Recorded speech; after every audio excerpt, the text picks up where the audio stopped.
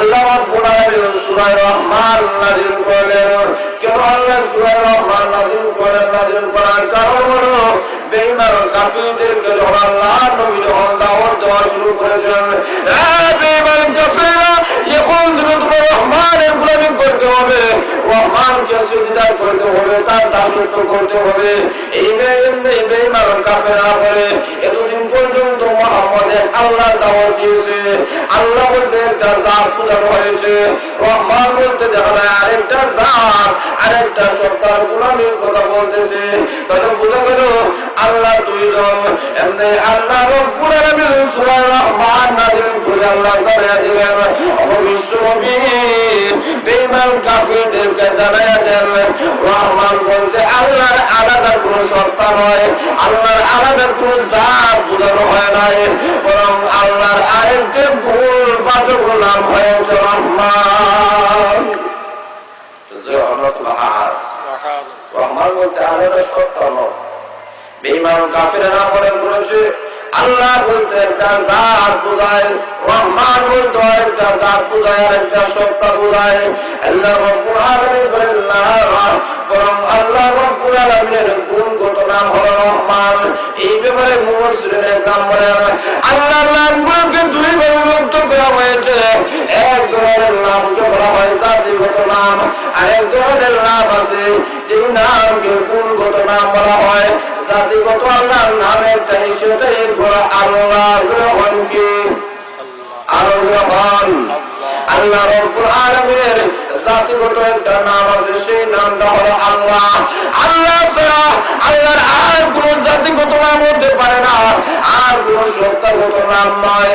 মুফাসসিরিনে কেরাম বলেন তবে রহমান, রহমান আল্লাহর জাতিগত নাম নয়, আল্লাহর সত্তাগত নাম নয়, বরং রহমান হয়েছে মহান আল্লাহ রাব্বুল আলামিনের গুণগত নাম। যখন সুবহানাল্লাহ, রহমান আল্লাহর জাতিগত নাম নয়, বরং গুণগত নাম। যখন কিগত নাম আর গুণগত নাম আবার দুই ভাগে বিভক্ত করা যায়। এক ধরনের গুণগত নাম আছে যেগুলো প্রসিদ্ধ, আরেক ধরনের গুণগত নাম আছে অপ্রসিদ্ধ। গুণগত প্রসিদ্ধ যত নাম আছে এর মধ্যে ৯৯টা নাম প্রসিদ্ধ। যখন কয়টা আর অপ্রসিদ্ধ আল্লাহর আরো অসংখ্য অগণিত নাম আছে। এই প্রসিদ্ধ গুণগত ৯৯টা নামের মধ্য থেকে আল্লাহ একটা নাম আনলেন রহমান। সুবহান।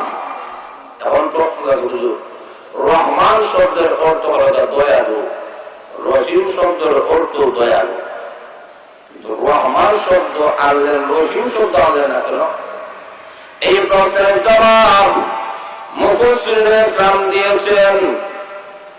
রহমান শব্দ, রহমান এমন একটা গুণ বলা হয়, এমন একটা নাম যেই নাম লিখতে দেয়া 5টা অক্ষর লাগে।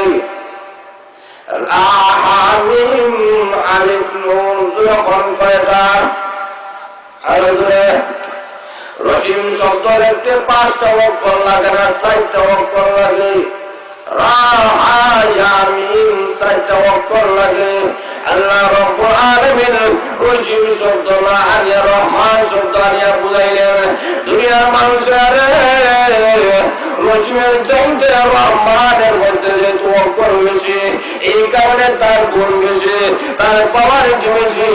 এই কারণে আমি মহান আল্লাহ রহিম শব্দ না আনিয়া আমার রহমান গুণের পরিচয় তুলে ধরেছি। রহমান 2 নম্বর কারণ হল রহমান শব্দ না আমি আল্লাহ রহিম শব্দ আনলেন না কেন? তার কারণ মুফাসসিরিনে কেরাম এই কথাই লিখিয়াছেন। হ্যাঁ, দুনিয়ার মানুষেরা লক্ষ্য করে দেখো, قد أفلح من تزكى। আল্লাহ তাআলা ফরমায় ওই সমস্ত মানুষ সফলতা অর্জন করছে যারা আত্মশুদ্ধি করতে পারছে, যারা নিজের জীবনকে গঠন করতে পারছে, তারাও সফলতা অর্জন করতে পারছে। তবে দুস্তার বুজুর্গ, দুনিয়ার মধ্যে মানুষের সফলতা এবং বিফলতা হিসাবে মানুষের জীবন সফল এবং বিফল হিসাবে 4 প্রকার হইতে পারে। কোন মানুষ সফল, আবার আখিরাতের মধ্যেও সফল। কোন মানুষ দুনিয়ার মধ্যেও বিফল, আবার মধ্য থেকে সায়ের অবস্থার মধ্য থেকে যারা দুনিয়ার মধ্যে সফলতা অর্জন করছেন এবং আখিরাতের মধ্যে সফলতা অর্জন করছেন, দুনিয়ার মধ্যে সফলতার সাথে সাথে আখিরাতের মধ্যে সফলতা অর্জন করছেন, এরা আল্লাহ তাআলার দরবারে কামিয়াব হয়েছেন। আর যারা দুনিয়াতে হয়তো বিফল আসলা কিন্তু আখিরাতের মধ্যে সফল হয়েছেন, আল্লাহ তাআলা ফরমান,